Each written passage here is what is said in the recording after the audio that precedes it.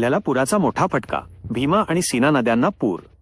सोलापूर जिल्ह्याला अनेक वर्षांनंतर अभूतपूर्व पुराचा सामना करावा लागत आहे. गेल्या काही दिवसांपासून सुरू असलेल्या मुसळधार पावसामुळे सीना नदी पहिल्यांदाच दुथडी भरून वाहत असून यामुळे अनेक दुष्काळग्रस्त गावांना मोठा फटका बसला आहे. अचानक वाढलेल्या पाण्याच्या पातळीमुळे जनजीवन पूर्णपणे विस्कळीत झाले आहे.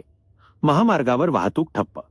या पुरामुळे सोलापूर पुणे राष्ट्रीय महामार्ग रात्री 11 वाजल्यापासून लांबोटी येथे पूर्णपणे बंद करण्यात आला आहे. महामार्गावर वाहनांच्या लांबच लांब रांगा लागल्या असून अनेक प्रवासी अडकून पडले आहेत.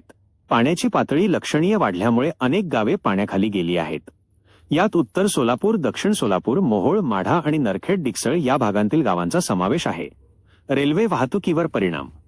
भीमा आणि सीना नद्यांना आलेल्या महापुरामुळे रेल्वे वाहतुकीवरही मोठा परिणाम झाला आहे. वंदे भारत एक्सप्रेस आणि सिद्धेश्वर एक्सप्रेससह अनेक गाड्या उशिराने धावत आहेत.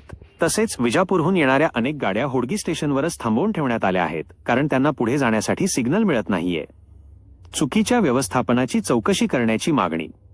ही पूरस्थिती सीना कोळेगाव धरणाच्या चुकीच्या व्यवस्थापनामुळे उद्भवल्याचा आरोप होत आहे.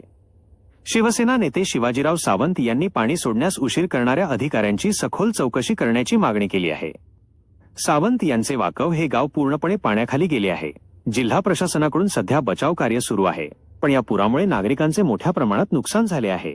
अनेक घरांमध्ये पाणी शिरल्याने लोकांचे जीवनावश्यक सामान आणि शेतीचे पीक उद्ध्वस्त झाले आहे. या अनपेक्षित नैसर्गिक आपत्तीमुळे सोलापूर जिल्ह्याचे मोठे नुकसान झाले असून जनजीवन पूर्वपदावर येण्यासाठी आणखी काही दिवस लागण्याची शक्यता आहे. प्रशासकीय यंत्रणा मदत आणि बचाव कार्यात गुंतली आहे, तरीही लोकांमध्ये मोठी भीती आणि चिंतेचे वातावरण आहे. स्थानिक नागरिकांचे म्हणणे आहे की भविष्यात अशा घटना टाळण्यासाठी प्रशासनाने अधिक प्रभावी उपाययोजना करणे गरजेचे आहे.